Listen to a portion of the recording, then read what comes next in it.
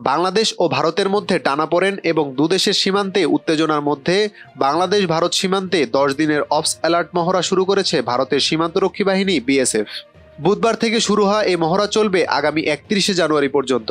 ভারতের প্রজাতন্ত্র দিবস উদযাপন উপলক্ষে সীমান্তে নিরাপত্তা জোরদার করার লক্ষ্যে এই মহড়া শুরু হয়েছে বলে দাবি করেছে ভারত সরকার। বিএসএফ এর পক্ষ থেকে এক বিজ্ঞপ্তিতে বলা হয়েছে, বাংলাদেশের বর্তমান পরিবর্তিত পরিস্থিতির প্রেক্ষাপটে ভারতের আসন্ন 76তম প্রজাতন্ত্র দিবস উপলক্ষে এই পদক্ষেপ নেওয়া হয়েছে।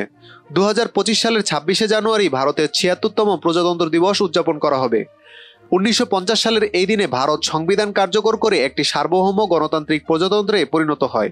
প্রতি বছর এই দিনটি জাতীয় পর্যায়ে ব্যাপক আয়োজনে উদযাপিত হয়। বিএসএফ এর বিজ্ঞপ্তিতে বলা হয়েছে, এই মহড়ার সময় বিএসএফ বাহিনী সীমান্তের গভীর ও সামনের এলাকায় বিভিন্ন নিরাপত্তা মহড়া পরিচালনা করবে।